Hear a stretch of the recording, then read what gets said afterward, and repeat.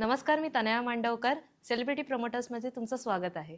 नुकताच ऊत हा सिनेमा प्रेक्षकांच्या भेटीला येतोय. तर चला मग आज त्या टीमसोबत आपण गप्पा मारूया. हॅलो, कसे आहात सगळे? मस्त. कसं चाललंय प्रमोशन्स आणि सगळ्या गोष्टी? प्रमोशनलाच ऊत आला आता. बाकी कसं वाटतंय, म्हणजे एकंदरीत म्हणजे कशी गडबड वगैरे चालू आहे? प्रमोशनची वगैरे तर गडबड चालूच आहे. कसं वाटतंय? खूप मोठा इंटरव्ह्यूज? प्रवास होता ऍक्च्युली. आणि आता येऊन थांबतोय 21 नोव्हेंबरला. त्याच्यामुळे खूप छान वाटतंय.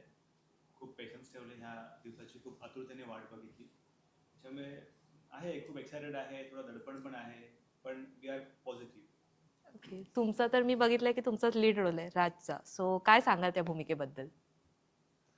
ऍक्च्युली शरणम हे जे कॅरेक्टर आहे, ते जे महाराष्ट्रातली जी युवा पिढी आहे, जे यंग जनरेशन आहे, काय असतं ना की लहानपणापासून एक खाकी वर्दीचं एक आकर्षण असतं. मला वडील विचारायचे लहानपणी, तुला काय बनायचंय? मी असं बोलायचं ते पोलीस बनायचं. मला वाटतंय मोस्टली 99% लोकांचे उत्तर असेल पोलीस बनायचं. तर ते खाकी वर्दीचं जे आकर्षण आहे, ठीक आहे, ते साहजिकच आहे. पण त्याच्या मागची जी अतोनात मेहनत आहे, ती खाकी वर्दी अंगावर चढवायला किती मेहनत लागते, किती अपार कष्ट करायला लागतात, किती झिजावं लागतं. त्याच्यामुळे मला वाटते की जेव्हा पोलीस भरती होते किंवा ज्यांना IPS बनायचं आहे किंवा ज्यांना खाकी वर्दीचं आकर्षण आहे, त्यांच्यासाठी हा खास चित्रपट आहे की ज्यांना खरंच काहीतरी IPS म्हणून काहीतरी करायचं आहे, पोलीस वर्दीत अंगावर चढवून, की समाज व्यवस्थेबद्दल जे करप्शन होतं आहे किंवा भ्रष्टाचार होतं, त्याला आपण एक हे करू शकतो की माझं जे कॅरेक्टर आहे शरणम, ते जस्टिफाय करते. हे युवकांचं कॅरेक्टर, हे युथचं कॅरेक्टर आहे, ज्याला खरंच आपलं एम फोकस करायचं आहे, त्याला त्याच्या स्वबळावर स्वकष्टावर आई वडिलांच्या म्हणतात ना की किमतीचं मोल त्याला घडवायचं आहे. त्यासाठी शरणम हे कॅरेक्टर खूप महत्वाचं आहे. सो शरणम हा लहानपणापासूनच जिद्दी आहे, तो अभ्यासू आहे, तो खूप अभ्यास करतो, त्याला त्याचा फोकस क्लिअर आहे, त्याला माहिती की मला काय अचीव्ह करायचं आहे, माझा एम काय आहे, त्याचं क्रिस्टल क्लिअर आहे. त्याच्यामुळे तो पहिल्यापासूनच अभ्यासावर फोकस आहे. दुसरी गोष्ट, त्याला माहिती की माझ्या घरची परिस्थिती खूप बेताची आहे, ठीक आहे, त्याला त्याच्या गरिबीची जाण आहे, त्याला त्याच्यामुळे तो जास्त मेहनत करतो. आणि असे मला वाटते की अशी समाजामध्ये असे अनेक आज उदाहरणं आहेत, ज्वलंत उदाहरणं आहेत की गरिबीवर मात करून IPS झालेले असे भरपूर अधिकारी आज मला वाटते की पोलीस खात्यामध्ये कार्यरत आहेत. तर मी असे सांगू शकतो की की शरणम हे कॅरेक्टर हे युवकांचं आहे, एक यूथ जो आहे त्यांच्यासाठी हे शरणम कॅरेक्टर आहे. ग्रेट. आर्या, मी तुझ्याकडे येईन. तुझं पण हे फर्स्ट मूवी आहे, सो काय सांगशील या कॅरेक्टरबद्दल किंवा काय?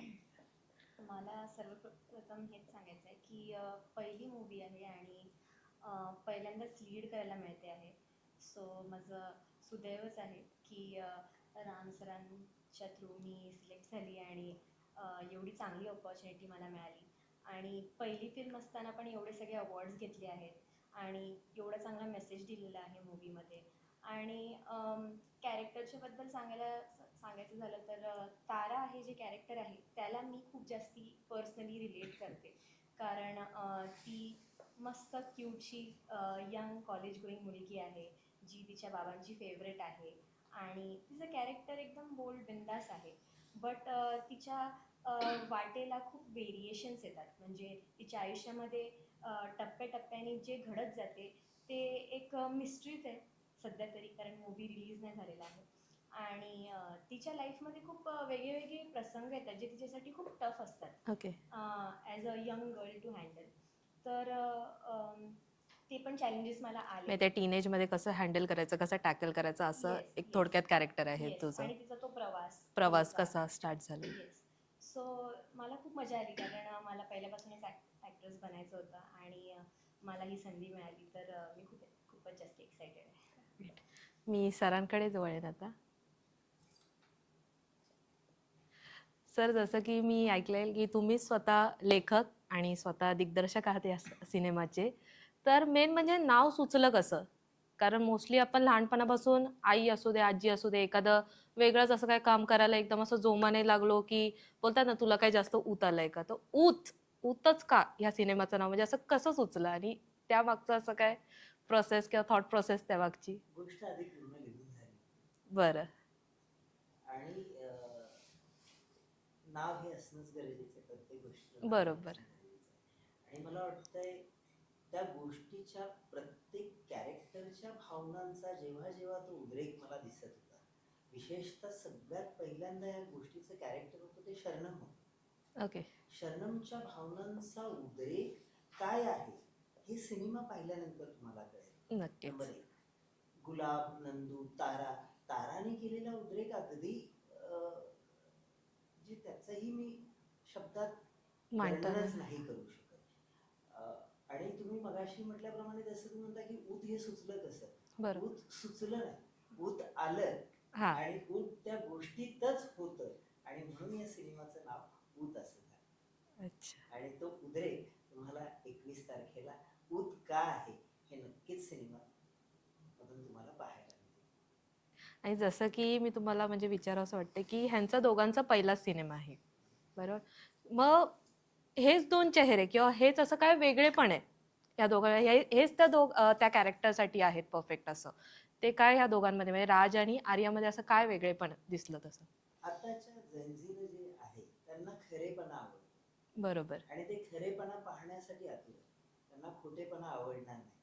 माझ्या सिनेमाचा सुरुवातीचाच डायलॉग जे आहे हिंदीमध्ये, सच्चाई जब रुकती है तब कायनात रोती है, सच्ची मोहब्बत आसमान में जन्नत को हिला देती है, सुना है शबनम की आंसुओं से दिल का जला जंगल जला देता है. कारण अश्रूनी जंगल जाणणं कठीण आहे, बरोबर. राईट? परंतु ह्या सिनेमाचा प्रत्येक संवाद हा जेनझीला पण तितकाच आपलासा वाटतो. आपण नेहमी म्हणतो ना, महाराष्ट्राच्या वनव्यात म्हणजे जंगलामध्ये जो लागते आग त्याला आपण काय म्हणतो, वनवा वनवा म्हणतो. वनवा पेट. तर काय होतंय की काही लोक वनवा पेटवतात, काही लोक वनवा पेटवतात, बरोबर. जंगलाच्या वनव्यात जनावरं आणि काळजाच्या वनव्यात माणसं होरपळून जातात. तर या सिनेमाच्या विविध बाजू आहेत की ज्या मांडण्यासाठी जो खरेपणा मला जो दिसला तो या दोन चेहऱ्यांमध्ये होता. आणि सर्वप्रथम मला खूप अभिमान वाटतो सांगताना की ज्या चेहऱ्यासाठी ही गोष्ट बनली ते चेहरे आज तुमच्या समोर आहेत आणि मला वाटतं राजच्या सोलशी ही गोष्ट निगडीत. ओके. आणि मला वाटतंय की म्हणजे मी ते अभिमानाने सांगेन प्रत्येक कॅरेक्टरच्या सोलशी होती, पण मला असं वाटतं ही गोष्टच राजसाठी बनली होती. आणि आलियास म्हणजे तिला आपण मराठीतली आपण आलिया म्हणतोय. तर ती आर्या, ती आर्या. आर्या आताच्या जनजीला आपली वाटते, राज जो आताच्या जनजीला आपला वाटतो. आणि प्रत्येक ज्यावेळेस आई, जर तुम्ही टीजर मध्ये बघितला हो. तर तिथला सामान्य माणूस ज्यावेळेस अश्रू पुसतो त्यावेळेस आपल्या अंगावरती काटा उभा राहतो ना. तर सेम आहे की राज हा तुम्हाला आपला वाटतोय. काही महिलांसाठी तो भाऊ, मुलगा, ह्या सगळ्या मित्र. गोष्टी पण त्याच्यात दिसतात आणि तो खरेपणा ह्या दोघांच्या चेहऱ्यावरती होता. म्हणून मी त्यांना ह्या सिनेमासाठी ते आले, मी त्यांना आणलं नाही, ते युनिव्हर्सनीच पाठवले. तसं वाटतं म्हणजे ते मला, तुमच्यासाठीच सोलच घडून होता, आलं. त्यांचा त्या सोल. गोष्टीशी निगडीत होता. मी सरांकडे येईन सर, की ह्या चित्रपटात म्हणजे तुमची भूमिका काय मला ऐकायला आवडेल. माझी भूत चित्रपटामध्ये नंदू नावाचा मी पात्र करतो. ओके. की नंदू असं कॅरेक्टर आहे या फिल्ममध्ये की जर आपण आता बघितलं की कार्यकर्ता, ज्या एखाद्या नेत्याचा कार्यकर्ता कसा असावा, तर याचं ज्वलंत उदाहरण जर आपण बघितलं तर नंदू यातून दिसेल. नंदू तर कार्यकर्ता, आपण जर आता जर विचार केला, आताच्या ह्याच्यामध्ये जर विचार केला तर कार्यकर्त्याची व्याख्या खूप वेगळी आहे. बरोबर. पण या फिल्ममध्ये राम सरांनी खूप चांगल्या पद्धतीनं कार्यकर्ता प्ले केला, चांगल्या पद्धतीनं तो मांडलाय आणि ते करायचं सौभाग्य मला मिळालं या फिल्ममध्ये नंदू या नावानं. कारण तो फक्त आणि फक्त समाजाचा विचार करतो. असं नाही की बाबा ठीक आहे, आता ह्याच्यामध्ये बरेच असे काही डायलॉग आहेत की जेव्हा नेता म्हणतो की नाही ना, तुम्ही फक्त सध्या पैसे देऊन मतं ही करा, आपलेसे करा, पण तो म्हणतो आपल्या साईडने वळवून आपल्या घ्या. side वर. कारण ते सध्या जग जाहीरच आहे, सगळ्याला माहिती आहे, इलेक्शन पण आहेत तर त्या गोष्टी सगळ्यांनाच ठाऊक येतात किंवा हे आहेत. पण त्याच्यामध्ये ते न करता स्वतः उभा राहून फक्त जनतेसाठी जो काम करतो तो खरा कार्यकर्ता बरोबर. जनतेच्या भल्यासाठी. आणि दुसरी माझी या फिल्ममध्ये शेड्स आहे की जो प्रेमाचं प्रतीक आपण ज्याला म्हणतो, की जसं की आत्ता ट्रेलरमध्ये पण आहे की जेव्हा शरण मला विचारतो की नंदू काका प्रेमाची व्याख्या काय करतात, तर मी म्हटलं की ज्या प्रेमाला व्याख्या असते ते प्रेम नाही, तो कसला तरी स्वार्थ समजा. त्या प्रेमाचं प्रतीक म्हणून आपण जे म्हणतो जसं की भगवान श्रीकृष्ण आणि राधेचं उदाहरण अख्खं जग मान्य करतं. हो. लैला मजनूचं पण आपण पाहतो तर की प्रेम कसं असावं तर हे असं असावं, असं असं शेवटच्या श्वासापर्यंत टिकणार जो टिकणारा असतो किंवा तो टिकवतो. टिकणारा म्हणण्यापेक्षा तो टिकवतो टिकवतो. तो मग ते एकतर्फिक असेल. पण प्रेमामध्ये एकतर्फा असं काही नसतं. प्रेम प्रेम असतं आणि ते निव्वळ प्रेम असतं मला असं वाटतं. कारण जेव्हा आपल्या भावना जोडल्या जातात एखाद्या व्यक्तीसमोर प्रेमामध्ये तर ते असं संपणार नाहीच. मग ते शेवटी श्वासापर्यंत जो ज्याने प्रेम केलं तो नंदू. म्हणजे नंदूला सांगायचं म्हटलं तर प्रेमाचं प्रतीक आपण या फिल्ममध्ये म्हणू शकतो. आणि आता जी येणारी पिढी आहे की आज आपण म्हणतो की प्रेमाची व्याख्या खूप बदलली आहे. आज जर आपण जेनीच्या दुनियेत जर बघितलं तर प्रेमाची व्याख्या खूप बदलली आणि हे सगळ्यांनाच माहिती. पण तसं नसताना जर लोक जेव्हा फिल्म बघतील तेव्हा त्यांना कळतं की अरे खरं खरं प्रेम हे आहे. आणि ते आपल्याला 21 नोव्हेंबरला नंदू या कॅरेक्टरमधून 100% बघायला मिळेल. थँक्यू. सर मी तुमच्याकडे येईन की जेव्हा हा रोल आला तुमच्याकडे, म्हणजे हे जेव्हा कॅरेक्टर तुमच्यासमोर आलं शरणमचं, तेव्हा म्हणजे असं काय एक मनात आलं की हे असं आपल्याला प्ले करायचं आहे, किंवा कसं म्हणजे काय तयारी होती, काय प्रोसेस होती याच्यामागे शरणम म्हणजे व्हायला त्या फिल्ममध्ये? शरणम मुळात मला नावच खूप आवडलं, पण त्या नावामागे खूप प्रचंड मेहनत होती ते नंतर मला कळालं. शरणम हे कॅरेक्टर आहे की आजही जर आपण खेडेगावात गेलो तर मुबलक अशी काही साधन सामुग्री नसते, तरी पण ते बिचारीची लोक आहेत, जी मुलं आहेत, त्यांच्याकडे फक्त एक असते की जिद्द असते की आलेल्या परिस्थितीवर मात करून गरिबीचं किंवा कुठल्याही आर्थिक बाबतीचं भांडवल न करता मला माझं स्वप्न गाठायचं आहे, मला माझं ध्येय गाठायचं आहे. असे बरेच IPS अधिकारी आज सेवेत रुजू आहेत. तर आलेल्या परिस्थितीवर मात करून आपलं ध्येय कसं गाठायचं कुठलेही पाठबळ नसताना, त्याच्या म्हणलं की हे कॅरेक्टर खूप म्हणजे इंटरेस्टिंग आहे. आणि आजकाल जो तरुण आहे, तुम्ही बघितलं असेल की खेडेगावाचा जो तरुण आहे तो सध्या त्याचा फोकस क्लिअर आहे की नाही, ठीक आहे आपण गरिबी आहे आपल्याकडे, ठीक आहे, पण त्या गरिबीवर मात करून मला माझ्या आईवडिलांसाठी जी ध्येय स्वप्न गाठायचे. पाहायची, जी ध्येय गाठायची, त्याचं जे आहे ते शरणम हे कॅरेक्टर आहे. त्याच्यामुळे मी म्हटलं की ठीक आहे सर, मग त्यात मग IPS खाकी वर्दीचं आकर्षण मी मगाशी बोललो की ते आलंच. हो. त्याच्यामुळे तो शरणम हा जो कॅरेक्टर आहे तो त्याचं एम क्लिअर आहे. कारण त्याला कसं त्याच्या गरिबीची जाणीव आहे की एक डायलॉग आहे परिस्थितीची की जाणीव आहे. ती मला म्हणते, मी म्हणतो की माझं पहिलं प्रेम माझा बाप आणि आई, जो बाप आजही माझ्या स्वप्नांसाठी रात्रंदिवस बूट पॉलिश करतोय, आणि माझी आई जी लोकांच्या घरी धुणी भांडी करते. म्हणजे गरिबी म्हणजे किती वेदनादायक असते. बोलतात ना की माणसानं एक वेळ आर्थिक गरीब असावं, पण काही ज्या गोष्टी आहेत ज्या समाजामध्ये घडत आहेत त्या दृष्टीने तो गरीब नसावा. त्याच्यामुळे त्याला त्याच्या गरिबीची जाण आहे. त्याला माहिती की मला हे चित्र बदलायचं आहे आणि हे करण्यासाठी शिक्षण हे खूप महत्त्वाचं आहे. जसे बोलून गेलेत की शिक्षण हे वाघिणीचं दूध आहे, जो पिईल तो गुलगुले. त्याच्या त्याला माहिती की मला हा एकच मार्ग आहे, शिक्षणाशिवाय मला ऑप्शन नाही आहे. त्याच्यात तो अतोनात अभ्यास करतो. आलेल्या परिस्थितीवर त्याचा तो फोकस हटवत नाही आणि तो शेवटी त्याचं एम गाठतो. क्लिअर करतो. एका सीनमध्ये एक रोमॅन्टिक सीन आहे, मला म्हणते की तारा म्हणते शरणम आज तरी पुस्तक बाजूला ठेवणार आहे. तो म्हणतो की पुस्तकं जर बाजूला ठेवली ना तर एखाद्या पडीक कोपऱ्यात पण जागा मिळणार. आणि तिची जे दुःख आहे ना ते सध्या ते मांडलेलं आहे. तर असं एक शरणम आहे. नक्कीच आर्या, मी तुझ्याकडे येईन. तू काय सांगशील किंवा काय मेहनत वगैरे कसं ती तारा प्रिपेअर झाली आहे त्या ह्याच्यासाठी, कसं केलंय? ओके. फर्स्टली मला जेव्हा ताराच्या रोलच्या बद्दल सांगितलं गेलं तेव्हा मला ते कॅरेक्टर खूप जास्ती आवडलं, कारण मी खूप जास्ती रिलेट केलं. कारण तारा तिच्या बाबांची लाडकी असते. सो मी पण माझ्या ॲक्च्युअल रिअल लाईफमध्ये बाबांची बाबांची. लाडकी आहे. सो तिची ती केमिस्ट्री दाखवलेली आहे तिच्या बाबांबरोबर की लाडकी असताना तिचे जे हट्ट असतात ते पुरवले जातात. सो मला अशी खास अशी एवढी डेप्थमध्ये तयारी करायला नाही लागली, कारण तारा ॲक्च्युअलमध्ये आर्यासारखीच आहे.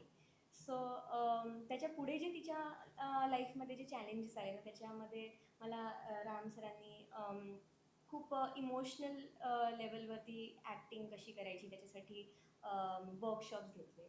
त्याच्यावरती आम्ही 2 महिने रिहर्स केलं, ते प्रॉपर सगळे सीन्स केले. आणि त्याच्यानंतर ती तारा माझ्या मध्ये एकदम घुसून सारखी गेली. रुजू झाली होती हो. एकदा. आणि अख्खी मूवी संपल्यानंतर सुद्धा माझ्यामधून तारा अजूनही नाही गेलेली आहे. सो मला असं कोणीतरी हात जरी मारली तारा तर मी अशी मागे लगेच रिएक्ट होणार. सो अशी माझी ती प्रोसेस होती. खूप छान.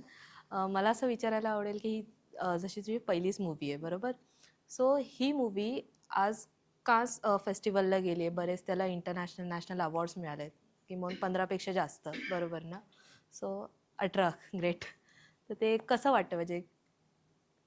मला ॲक्च्युली सर्वप्रथम सांगायची इच्छा हीच आहे की माझी ही पहिली मूवी आहे आणि पहिल्याच मूवीला एवढे सगळे अवॉर्ड्स मिळाले, कारण तसा तो मेसेज दिला गेला आहे त्या फिल्ममध्ये.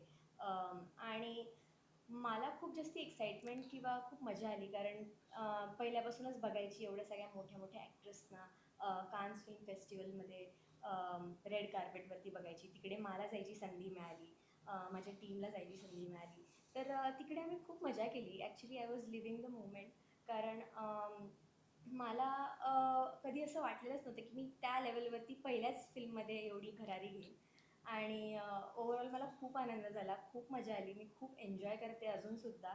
आणि पुढची पण वाटचाल माझी अशीच चांगली असो अशी मी आशा करते. आणि 21 नक्कीच. नोव्हेंबरला मूवी तर येतोच आहे, सो तो हिटच असणार आहे. नक्कीच, नक्कीच. येस. सर, मी तुमच्याकडे येईन की तुम्हाला कसं वाटतं एवढे 18, जवळजवळ 18 पुरस्कार मिळालेत या मूवीला, ॲक्च्युली हा जो विषय आहे चित्रपटाचा, हा सामाजिक विषयावर भाष्य करणार होता. बरोबर. आणि मी म्हटलं ठीक आहे, चलो फेस्टिवल आपण एंट्री करूया. आणि पहिला जेव्हा मला कॉल आला की अरे यार युअर फिल्म इज शॉर्टलिस्टेड, ठीक आहे चलो गुड. त्याच्यानंतर मग एक एक एक एक मॅडम पुरस्कार मिळत गेले. त्याच्या मला कळले की यार चला आपल्या मेहनतीची, आपल्या कलाकाराची जी चीज पोचपावती, झालं. कामाची पोचपावती ती मिळते. त्याच्यामुळे म्हटलं की ठीक आहे. त्याच्यानंतर मला मग सडनली जेव्हा मग मेल आला की अरे यार असं असं आहे, कान्सला जायचं आहे, तेव्हा म्हटलं की यार चलो आपण खूप मोठी अचीव केली. कारण पहिला चित्रपट मॅडम कुठलीही पाठबळ नसताना एक कलाकाराचं, सच्चा कलाकार स्वप्न असतं की मला माझ्या कामाची मला फक्त पोचपावती आम्हाला मिळावी. आर्थिक बळ नको, पण आम्ही जे करतोय ना, मेहनत करतोय, त्याला प्रेक्षकांनी डोक्यावर घेतलं ना, तर त्या कलाकाराला खूप झालं. कारण तो खूप खूप कलाकार खूप मेहनत करतात ॲक्च्युली कॅरेक्टर प्ले करायचं आहे, खूप खस्ता खाता, संघर्ष खूप आहे, प्रत्येकाच्या वाट्याला स्ट्रगलिंग टाईमला खूप संघर्ष असतो. त्याच्यामुळे जेव्हा मी इव्हन कान्सला गेलो, इव्हन श्रीलंकेला गेलो की कॅनडा, असे भरपूर, म्हणजे ह्या चित्रपटाने मला असं बोलू शकतो की भरपूर देश फिरलो मी या चित्रपटाच्या माध्यमातून. कारण ती जवळजवळ संधीच मिळाली हां, आहे. जवळजवळ 18 आंतरराष्ट्रीय पुरस्कार मिळाले. त्याच्यामुळे जेव्हा जेव्हा स्टेजला गेलो तेव्हा मी विधी नाही करणार की पोस्टर आताही माझ्या मागे आहे. मी ते पोस्टर कधीच सोडलं नाही. इव्हन एलिफंट टॉवरला जेव्हा मी गेलो कान्सला, ओके. तिथेही मी ते पोस्टर घेऊन नाचलोय त्याच्यावर.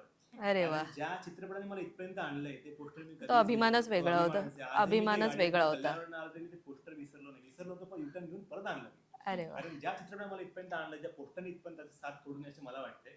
सो खूप वेगळा अनुभव होता. वेगवेगळ्या इंटरनॅशनल फिल्म फेस्टिवलमध्ये जेव्हा गेलो, जेव्हा त्या लोकांच्या प्रतिक्रिया बघितल्या की यार चलो, म्हणजे तिकडची लोक क्रेझी आहेत. म्हणजे ते एवढे वेडे आहेत ना, चित्रपट वेडे आहेत की यार ते त्यांना कळतं की कंटेंट काय आहे, त्यांनी कसं केलं, डायरेक्टरनी काय बाजू मांडली. त्याचा मला खूप वेगळा अनुभव आला. आणि कान्सच्या ज्या फिल्म फेस्टिवल लिटरली रडलो की अरे यार चलो ठीक आहे, पुढचं मला माहीत नाही, पण ही मला माझ्या कामाची पोचपावती. तर मी सर्वांना एक आभार व्यक्त करतो. तर असे भरपूर अनुभव मी शिकलो याच्यामधून, भरपूर अनुभव मी घेतले फिल्म फेस्टिवलमधून. अजूनही आमचे फिल्म फेस्टिवल चालू आहेत, इंटरनॅशनल फिल्म फेस्टिवल अजूनही अप्रोच येत आहेत. सो बघूया, एक नम्र विनंती प्रेक्षकांना असं आहे की एक पुरस्कार विजेता चित्रपट 21 नोव्हेंबरला येतोय. तर तुम्ही सर्वांनी तो पाहायला जा की एवढे पुरस्कार मिळाले साता समुद्र पार, तर नक्कीच काहीतरी त्याच्यामध्ये आहे. वेगळेपण ते आहे. तुम्ही शोधा, असं मी एक तुमच्या माध्यमातून प्रेक्षकांना मी एक नम्र नक्कीच, अपील करतो. नक्कीच, नक्कीच. मी सरांकडे येईन की तुम्ही काय बोलाल ह्याबद्दल. तोच विचार करत होते की मला काय बोलायचं याच्याबद्दल. नाही नाही, जे वाटेल ते बोल. कॅज्युअली बोलताय. राईट. कारण ज्यावेळेस माझ्या चित्रपटाच्या अभिनेत्याला बेस्ट ॲक्टरचा अवॉर्ड मिळतो, तुझ्या चित्रपटातली अभिनेत्री त्यावेळेस तिचंही स्वप्न पूर्ण होतं.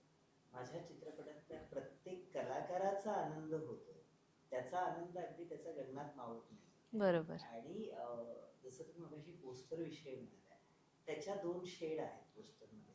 हम्म. जर तुम्ही सारखा पोस्टर बघितला तर तो पोस्टर खूप काही सांगून जातो खूप. की नेमकं काय आहे.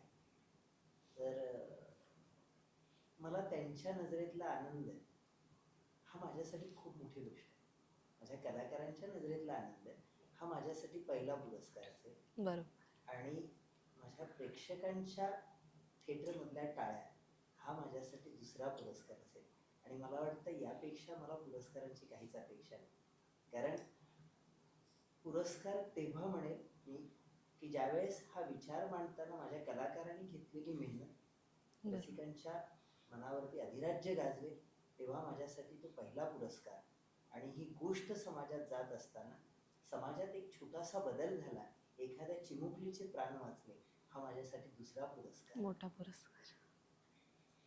तिसरी गोष्ट म्हणेल की समाजातल्या प्रत्येक घटकाने जगताना माणुसकी जपली, तर हा माझ्यासाठी तिसरा पुरस्कार.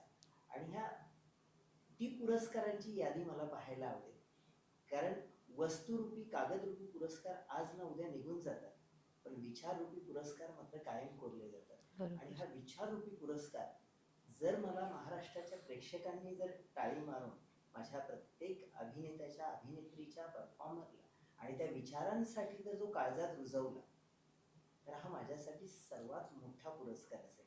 तेव्हा पुरस्कारांविषयी मला बोलण्यासारखं काय नाही, हा विचार मी करत आहे. So, खूप thank छान you. सर. मी सरांकडे, पुरुषोत्तम सरांकडे, की तुम्हाला काय वाटतं ह्याच्याबद्दल, पुरस्कार भेटलं त्याबाबत? खरं पाहिलं तर खरंच आनंद होतो. कारण आज आपण पाहतोय की कुठल्या फिल्मचं असेल, मराठी असेल, टॉलिवूड असेल, बॉलिवूड असेल, आता हॉलिवूड असेल, की प्रत्येकजण काहीतरी मिळवण्यासाठी धडपडत असतो फिल्म करण्यासाठी. आणि आपल्या मराठी फिल्मला, त्या फिल्मला जर 18 आंतरराष्ट्रीय अवॉर्ड्स मिळाले, तर हे खरंच साधी गोष्ट नाही. यामागे डिरेक्टरची मेहनत आहे, सर्वांची बरोबर. मेहनत आहे. आणि विचारण्याचं गोष्ट तसं आता राज सरांनी सांगितलं की कान्समध्ये आपली फिल्म होती, राज तिकडे गेली, सारी टीम तिकडे गेली. कारण हा जो आनंद आहे ना, हा आनंद असं व्यक्त करताच येणार नाही. कारण पहिली फिल्म पहिल्यांदा हे लॉन्च होतं त्यांचं प्रोडक्ट, आपलं प्रोडक्ट, आणि तेही डायरेक्ट आंतरराष्ट्रीय लेवलला. आणि बरं ठीक आहे, आपण जर विचार केला आंतरराष्ट्रीय ह्याचा, तर त्या लोकांनी ही फिल्म डोक्यावर घेतली. म्हणजे तिथं पण आपल्या या फिल्मचा ऊत आला. ऊत त्या आला फिल्मला होता, ऊत आला. बरं. जसं की आपण बघतो की सहजासहजी फिल्म जातच नाही. हे सगळ्यालाच माहिती आहे, इंडस्ट्रीला सगळ्याला माहिती आहे की सहजासहजी फिल्म जात नाही का, आणि जरी गेल्या तर ती शॉर्टलिस्ट होत नाही. आणि आपली फिल्म तिथे गेली, आपल्या फिल्म तिथं जाऊन ऊतचा डंका वाजवला. कारण ही खूप मोठी गोष्ट आहे. ही फक्त ऊतच्या टीमसाठी नाही, तर ही मराठी इंडस्ट्रीसाठी, मराठी फिल्म इंडस्ट्रीची सगळ्यात मोठी गोष्ट आहे. डिरेक्टरसाठी मोठी गोष्ट आहे, कलाकारांसाठी मोठी गोष्ट आहे, आणि प्रत्येक महाराष्ट्रातल्या प्रेक्षकांसाठी मोठी गोष्ट आहे. कारण आपली फिल्म, मराठी भाषेतील फिल्म, मराठी भावना, मराठी स्टोरी, हे जर समजा कान्समध्ये काय एक फिल्म येत नाही ना, एका देशाची फिल्म येत नाही. जवळजवळ स्टडी केलं तर 180 देशाच्या फिल्म तिथे येतात. आणि बरोबर. त्याच्यामधून जर आपली फिल्म सिलेक्ट होत असेल आणि तिथं स्क्रीनिंग मिळत ती असेल, खूप red कौतुकास्पद बाब आहे. तर ही अभिमानाची गोष्ट आहे ना. म्हणजे याच्यावर एक कळेल की त्या फिल्मसाठी डिरेक्टरने किती मेहनत घेतली, बरोबर. पूर्ण टीमने किती मेहनत घेतली, प्रोड्युसरने किती मेहनत घेतली, आणि कलाकारांनी सुद्धा किती मेहनत. कारण तर इझिली फिल्म कोणी पाहतच नाही, आणि फेस्टिवल तर नाहीच नाही. आणि बरोबर. आपण विचार करण्याची गोष्ट कॅनडामध्ये झालं, आता रोमेनियाला झालं आपल्या फिल्मचं स्क्रीनिंग. ही मोठी गोष्ट आहे, ही आनंदाची गोष्ट आहे. सगळ्यांनीच जसं आंतरराष्ट्रीय लेवलला ऊत भावना चौधरीची फिल्म गाजली, तसं ही फिल्म येत्या 21 तारखेला संपूर्ण महाराष्ट्रात गाजणार नो शंका. कारण प्रेक्षकांना माहिती आहे, आणि असं जर आपण पाहिलं तर मराठी प्रेक्षक हा खूपच, आपण जे म्हणतो ना की तो क्वालिटीच निवडतो. बरोबर. आपण मराठी इंडस्ट्रीला कसं नाटकाचा जसा वारसा आहे ना, तसं फिल्मचा पण आहे. कुठली फिल्म डोक्यावर घेत नाही. आपण बघितलं सैराट डोक्यावर घेतलं, तशी खात्री आहे आम्हाला सर्वांना की ऊत ही फिल्म महाराष्ट्रातला प्रत्येक रसिक प्रेक्षक हे डोक्यावर घेतल्याशिवाय राहणार नाही. नक्कीच, आणि नक्कीच. प्रत्येकाला जेव्हा ऊत पिक्चर येईल तेव्हा त्यांचाही ऊत अजून जास्त वाढलेला वाढणारच आहे. ऊत वाढलेला असेल. No doubt. म्हणून येत्या 21 तारखेला सर्वांनी ही मूवी थिएटरमध्ये जाऊन पहा. तुमच्याकडे येईन मी, की तुम्ही बोललात की तुमचा वकिलीचा व्यवसाय आहे, बरोबर?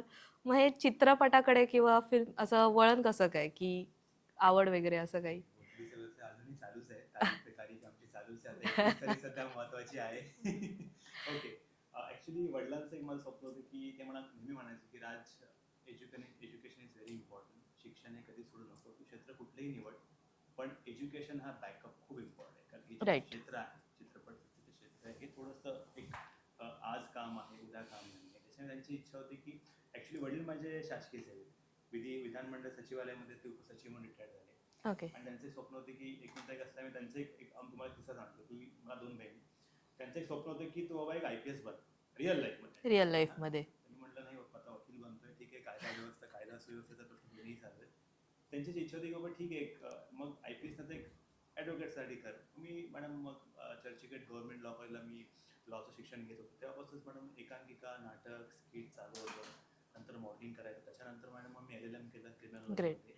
आणि मग मी आता बॉम्बे बारचा असोसिएशनचा आपले मेंबर आहे बॉम्बे हायकोर्टमध्ये. बॉम्बे आणि हायकोर्ट. कल्याण कोर्टामध्ये पण मी आहे. तर प्रॅक्टिस चालू होती. प्रॅक्टिस करता करता अभिनयाची मतलब आवड होतीच. नंतर थोडं वाटलं की रे आपण करतोय, पण एक ते ॲक्टिंगचा किडा काही शांत बसू द्यायचा नाही. तर मग मी मॅडम मग कधी कधी मित्रांना सांगायचो की बाबा आज तारीख आहे ह्या कोर्टात, तू कर, मी जातो, इथे मीटिंग आहे, ऑडिशन्स आहे, नाटकाची प्रॅक्टिस आहे. ते करता करता मॅडम मी केलं.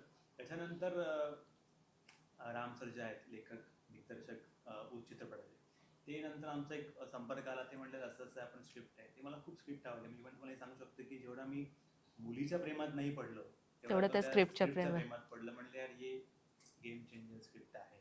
त्याच्यामुळे आम्ही मग वर्कआउट केला, अभ्यास केला, भरपूर गोष्टी जमल्या, प्रोड्युसर्स तयार केले. त्याच्यानंतर मग मी म्हटलं ठीक आहे, मी याच्यात ॲज अ प्रोड्युसर वेरा फिल्म्स निर्मित प्रोडक्शन आहे, त्यात मग आपण स्टार्टअप केलं. आणि वकिली व्यवसाय करता करता मॅडम मी हे पण सांभाळलं.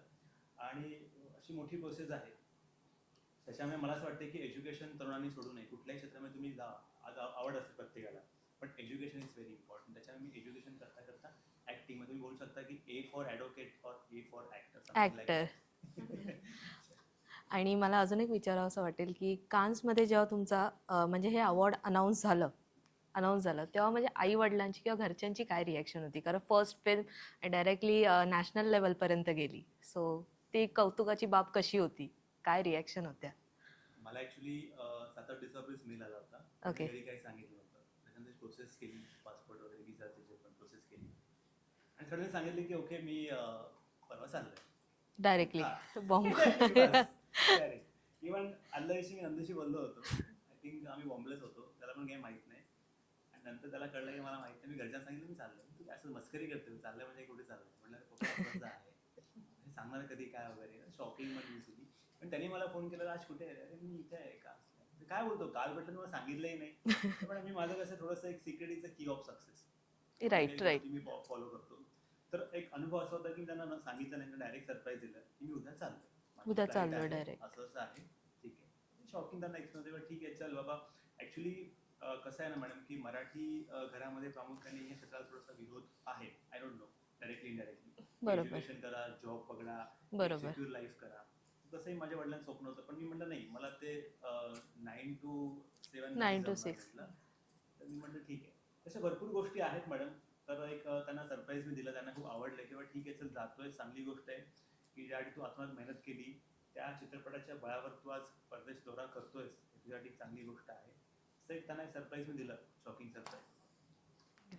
आर्य, तुझ्याकडे येईन मी. जेव्हा हे अवॉर्ड अनाऊन्स झालं किंवा ती बोलतो ना तो एक क्षण होता, तो तुझ्यासाठी म्हणजे कसा होता किंवा तुझ्या घरच्यांकडून कशी ती कौतुकाची बाब ती कशी होती? म्हणजे एक रिॲक्शन असते ना, असं शॉकिंग वगैरे, काय मोमेंट होता तो? ॲक्च्युली ह्याने मला फोन करून सांगितलं की आर्या तुझ्याकडे पासपोर्ट आहे ना.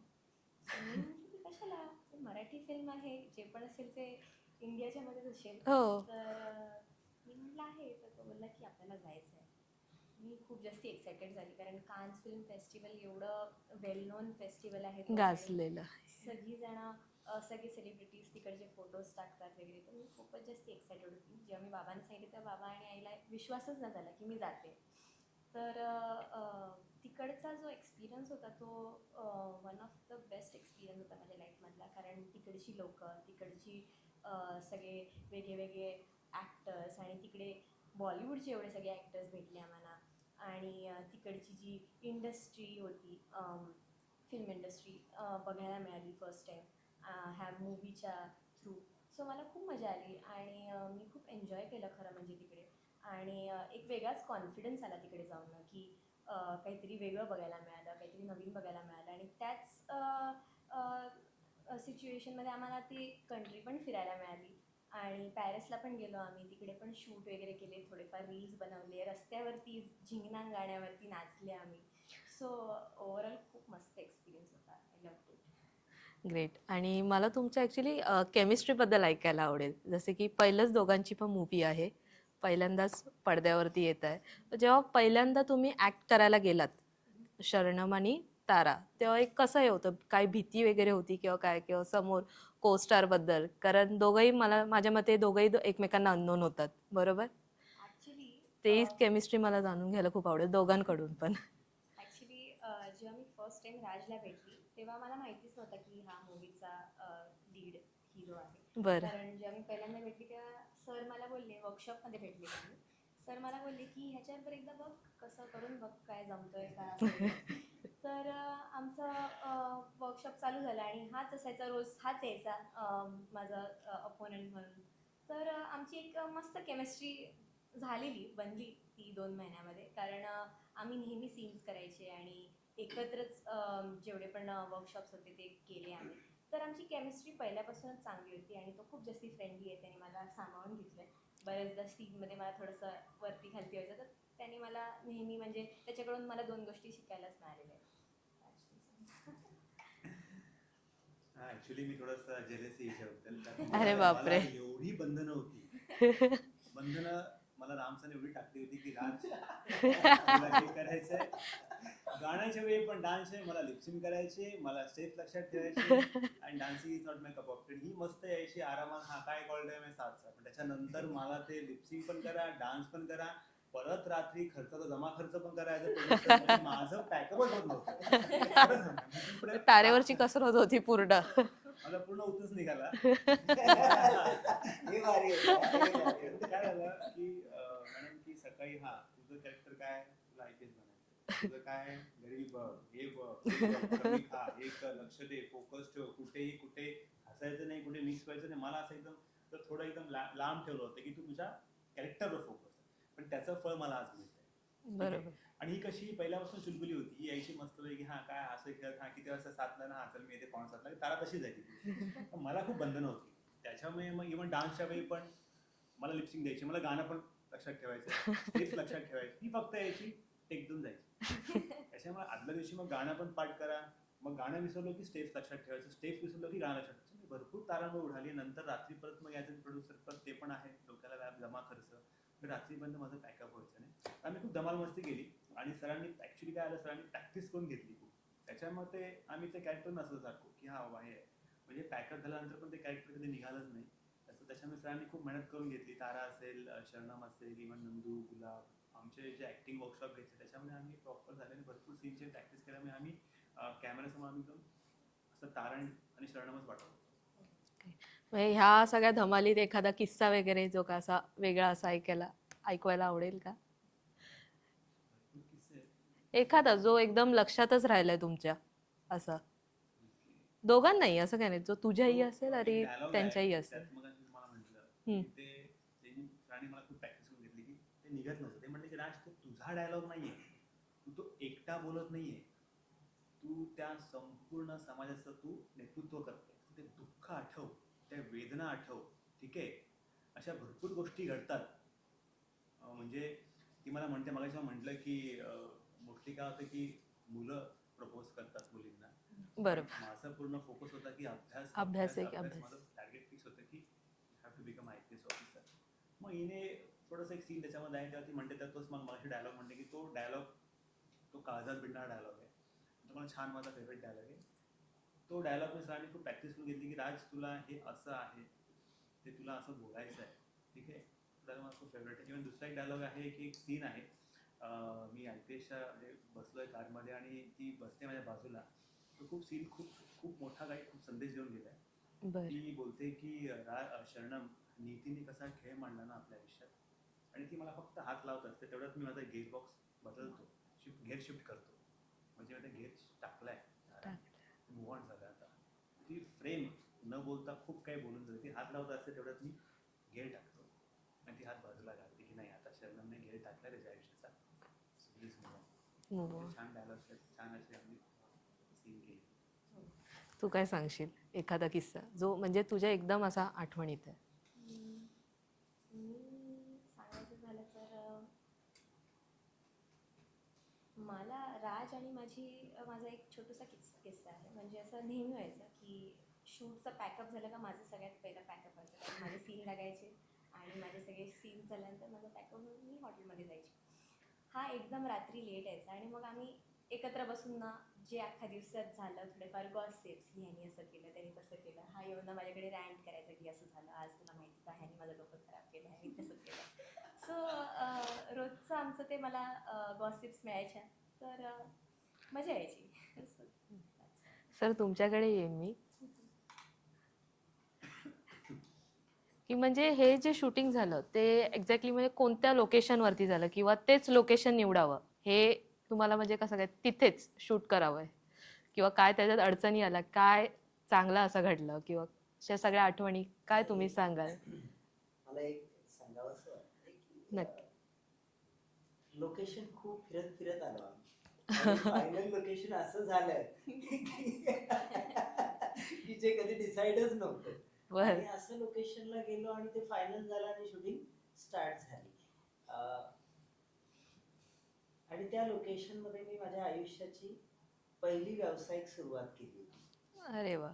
आणि मला कधी वाटलंच नव्हतं की ह्या लोकेशनला फिल्म शूट होईल. अशा लोकेशनला ती फिल्म शूट झाली. कुठलं होतं ते लोकेशन? किन्हवली किन्हवली म्हणजे शहापूरकडे एक किन्हवली म्हणून किन्हवली. गाव आहे. त्या किन्हवली मध्ये ते सगळं शूट झालं. बर. छान झालं सगळं.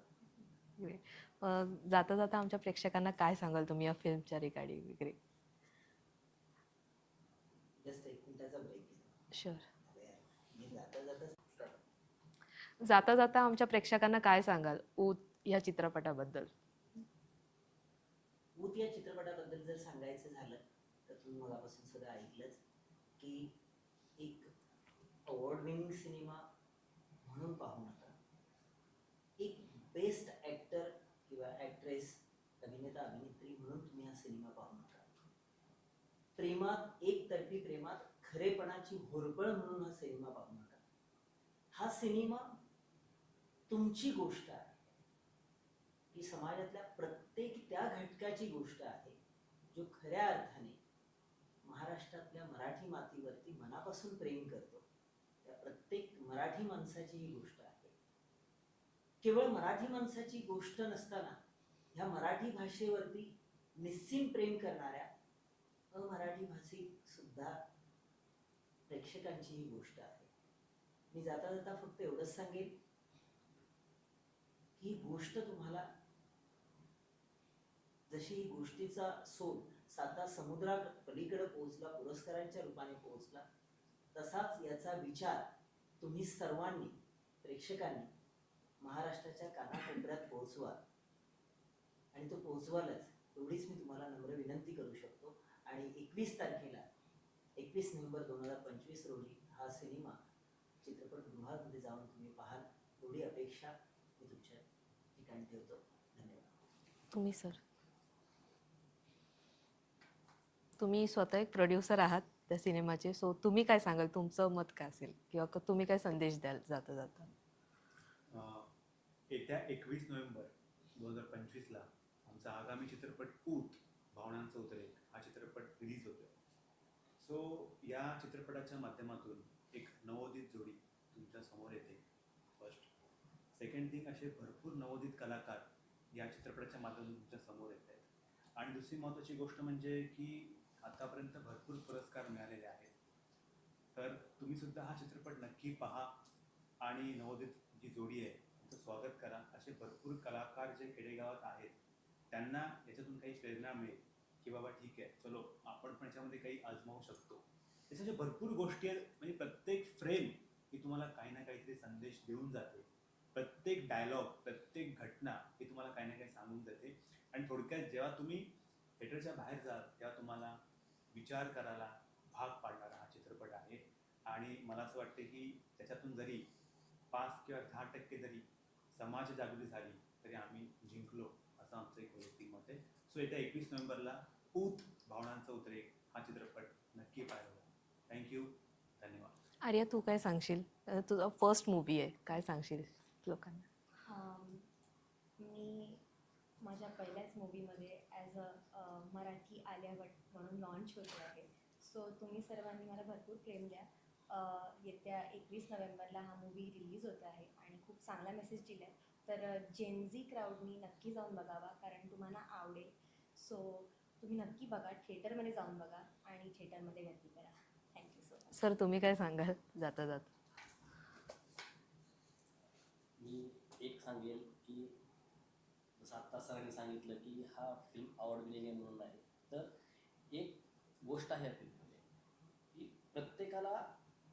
प्रत्येकजण ह्या फिल्ममधून स्वतःला शोधू शकतो. आणि प्रत्येकाचा ही जर फिल्म बघितल्यानंतर प्रत्येकाला असं वाटेल की हां यार मी तू शरणम. ज्याला ती जी इच्छा आहे, ती जिद्द आहे, त्या जिद्दीसाठी तो शरणमला शोधतो. ज्या मुली येतात, आपण जे म्हणतो की 18 ते 20 वयामध्ये 25 वयामध्ये, त्या ठिकाणी ते तारला शोधतो आणि त्यांचं खरंच प्रेम अपुर आहे आणि त्याच्या मनामध्ये काही विचार येत आहे की त्यांना तो नंदू दिसतो. जे आत्ता कार्यकर्ता म्हणून काम करताय त्यांना तो कार्यकर्ता म्हणून नंदू दिसतो. अशा प्रत्येकाच्या वेगळ्या शेड्स आहेत आणि म्हणजे जसं आपण म्हणतो ना हे समाजाचं चित्रण आहे आणि प्रत्येकाला प्रत्येकाचं कॅरेक्टर ह्या फिल्ममध्ये सापडणार आहे आणि तेव्हा सापडेल जेव्हा तुम्ही ही फिल्म 21 नोव्हेंबरला थिएटरमध्ये जाऊन पाहता. खरंच खूप छान वाटलं तुमच्यासोबत गप्पा मारून. खूप काही शिकण्यासारखं पण आहे आणि जसं तुम्ही बोललात की जेन्झीसाठी स्पेशली हा आहे चित्रपट, तर नक्कीच मी म्हणेन खूप काही शिकण्यासारखं आहे आणि शिकतीलच प्रेक्षक आपले त्याच्यातून. Thank you so much.